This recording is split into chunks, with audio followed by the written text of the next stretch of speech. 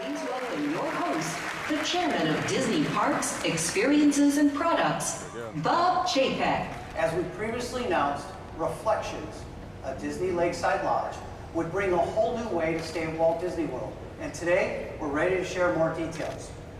You'll find a perfect setting for a table service restaurant inspired by none other than Princess and the Frog.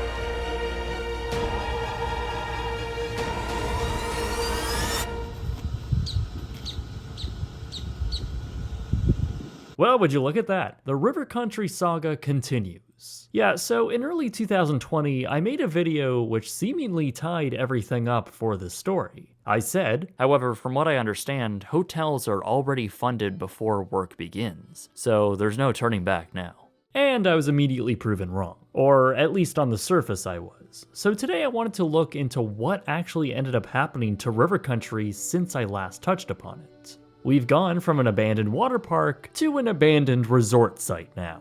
This is the River Country 2022 update. So obviously, if you want to know the context behind what's been happening here, as well as the full history of the once abandoned water park, my video on River Country is perhaps the most comprehensive video on it on YouTube.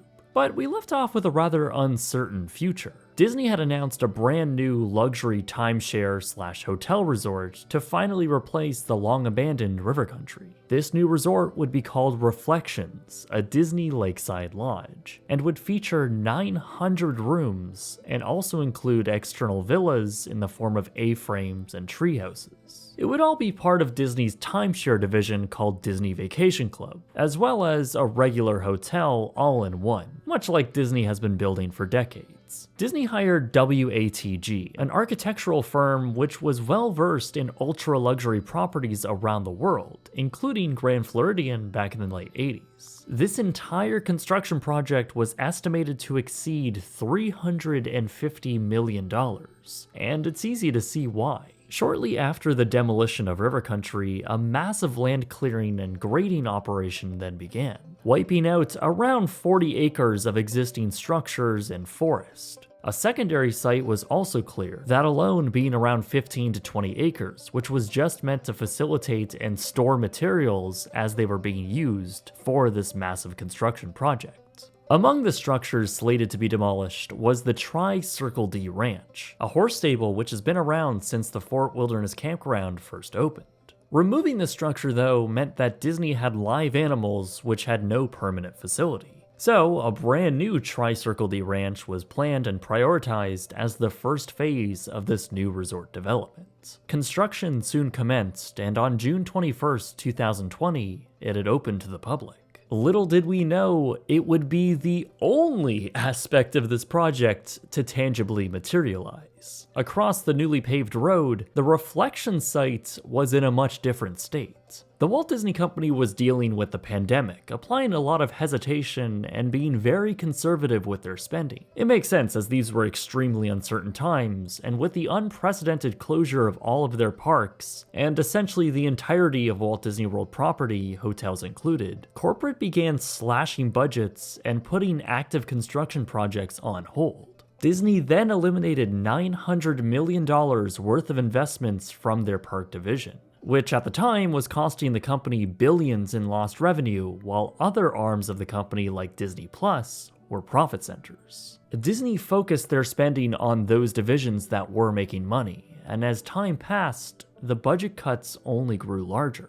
This resulted in a plethora of active and future projects getting cancelled, such as the many Epcot renovations that I covered in my abandoned episode on Communicore. These also spread to a large chunk of the 50th anniversary additions and enhancements, many of which were extremely delayed or will just never happen. Meanwhile, aerial photos and on-the-ground video of the Reflection sites showed that work was progressing very slowly. In March of 2020, just before all of the shutdowns, the site was very active with large cranes present and wooden frames lining the concrete footings being placed in the soil. Some of these concrete footings, around 16 of them, had already been poured, which would hold up the northeast wing of the Reflections Resort. Some other light concrete work had also been poured, and perhaps some underground utilities were also installed. But this was as far as the project would get. Sometime between May and June of 2020, Disney had decided to pull the plug on the project. The contracts with their construction partners were either canceled or indefinitely postponed, and workers along with their equipment had vacated the site. In a pretty shocking move, by June, Disney began spraying the mountain of dirt and its surroundings on the site with grass seeds, which was a pretty jarring turn of events as this signified construction was not resuming anytime soon. Grass and weeds then began to consume the site, as it all remained rather unmanicured.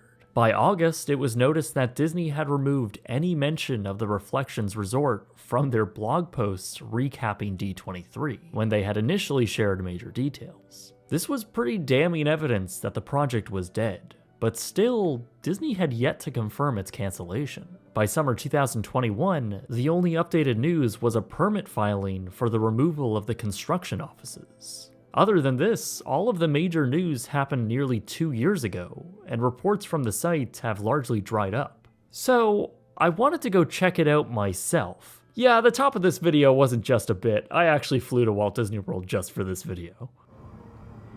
So, this is the edge of Pioneer Hall. It's a pretty large building, and this pathway right here used to lead from that little area and would follow this way right into River Country. This path would have led a little bit further, and then you would have saw the ticket booths for River Country down there.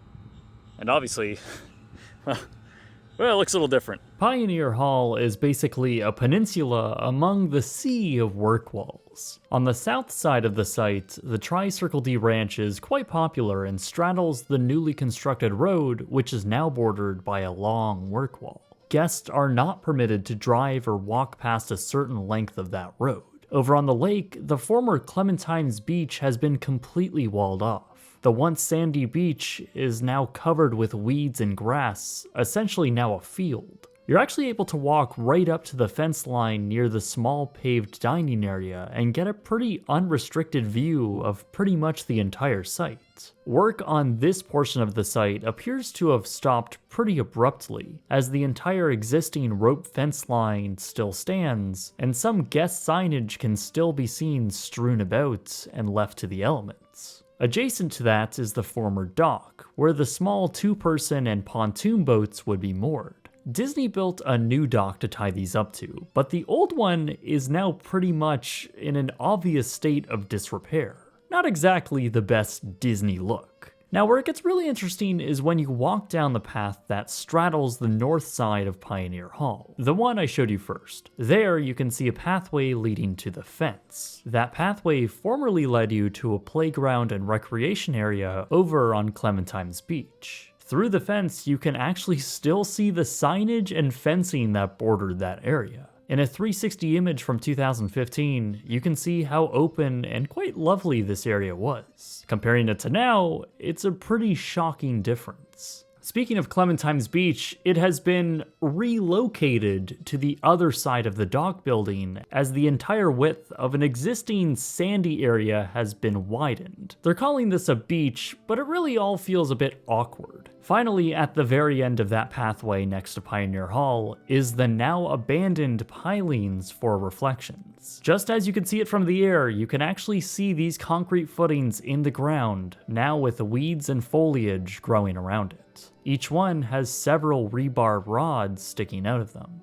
Beyond the construction pilings is the fence for cast member parking within. Since Disney demolished their parking lot in preparation for Reflections, they now have to park in this weird limbo area of parking within the construction site. Even beyond that, there are various abandoned construction materials you can see. I believe those are rebar cages meant for concrete work, but I'm not 100% sure. If anyone is familiar with construction, please let me know what these are in the comments. From the water, it is essentially a massive wide open plot of land, now ironically being consumed by the wilderness. Also, as one more unrelated update, the dock at Discovery Island now has a fence around it, and the day I was there, a boat was tied up to it.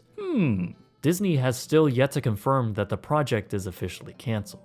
There have been reports from inside the company that the hotel is officially dead and something new will take its place. I think it's more likely that either the same or a modified version of Reflections will continue on with construction at some point. Disney has already spent millions of dollars both to WATG with designing the building, but also to their contractors who have graded the site to meet the needs of a large structure. There's absolutely no way that was cheap given the existing condition of the site. I'm no land grading expert, but it was pretty much a swamp, and I don't think the company will lose out on that investment. But this also has given them a second chance on designing something that might fit better not only as a proper Disney hotel, but something that might fit in with the overall atmosphere and existing design language of that area. That won't happen, but I can dream, right? The design will likely stay the same, and I think that's on full display by the recently announced DVC Tower at Disney's Polynesian Resort, which bears a striking resemblance to Reflections, meaning that it has absolutely no place among the 3-story heavily themed existing buildings there. Although it is kind of hilarious to speculate that the new DVC Tower has been designed this way to specifically take advantage of materials that Disney had potentially ordered for Reflections. It's probably an untrue rumor, but it is funny and very modern Disney of them. Reflections, a Disney Lakeside Lodge, was supposed to open this year. Instead, we have yet another abandoned site where River Country once stood, which is a concept that never ceases to blow my mind. It's always fascinating when these things happen, since it really shows that despite how big a company can be and how much promise and money was put onto it, that pretty much anything can fail and fall into a very limbo state. I guess that's one of the main reasons why I find abandoned places so interesting.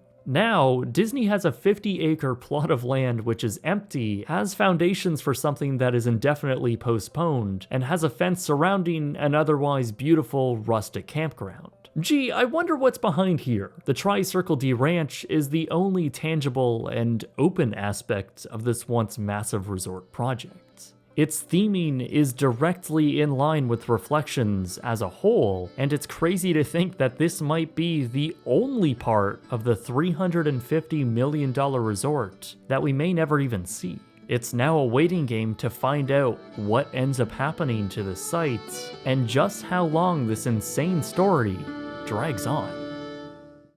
If you haven't yet seen my newest abandoned episode on Horizons, which you should, it's really good, I announced a big 3D printed model project I've been working on for the last few months. I'm selling 3 different miniature models of some of my favorite Disney parks architecture, from Epcot's Entrance Plaza to Horizons, and very uniquely, the never-built Asian resort on Seven Seas Lagoon. Come to think of it, I may now have to add Reflections to that roster. Anyways, go to shop.brightsunfilms.com where you can purchase these very exclusive 3D models for yourself. Thanks for joining me on this insane continuation of the River Country saga, and oh god, when is this story going to end? My name is Jake, and thank you very much for watching.